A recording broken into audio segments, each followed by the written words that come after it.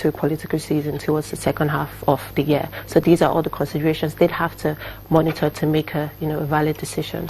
You look at the all sector GDP numbers, and I'm sure you're going to be your folks will be in the office by now all over these numbers. Unfortunately, you are here, so we're going to keep you here. Let them scratch their head there, Damilola and the rest of them, until you get back into the office. Yeah. So I'm having a meeting right now. I'm knowing a number of offices around the country. Everybody's trying to chew this. If you look at the oil sector and you look at the fact that we averaged just 1.83 million barrels in the first quarter, and that sector contributed very little. In real terms, it was negative.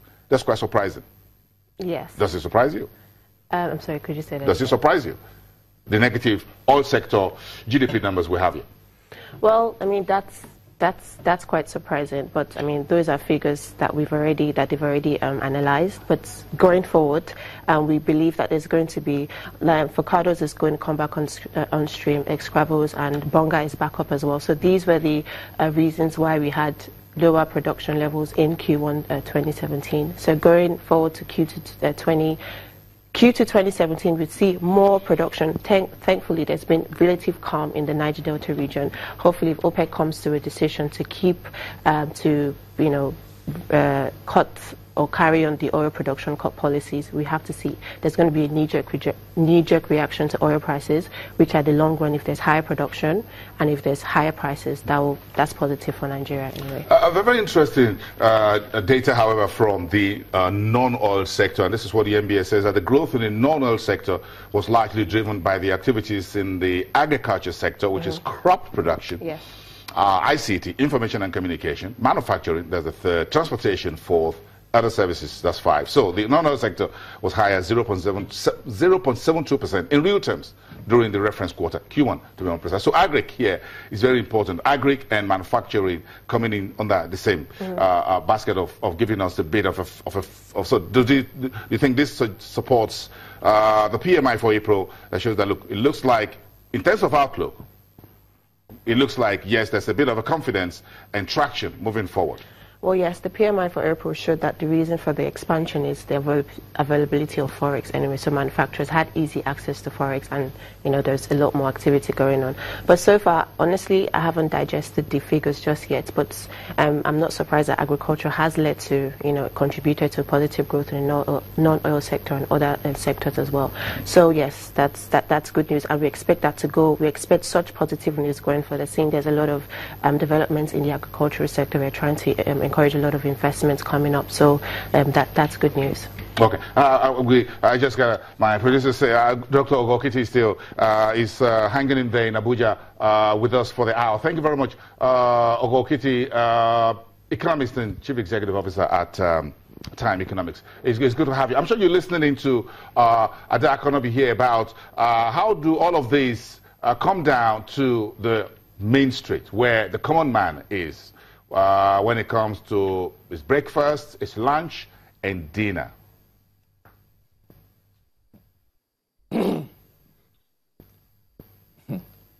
I didn't hear the last bit very well, Bosse. Yeah, I was asking how this GDP data and the MPC, some of the discussions from Ada Konobi here, how does it flow into your breakfast, your lunch, and dinner? Well, I think for the average Nigerian, the two important things are income, and the second one is the rise in prices. So if you look at those two important parameters, you will agree with me that incomes have not risen much, if they are risen at all. And of course, we still have rise in prices. That's very high inflation.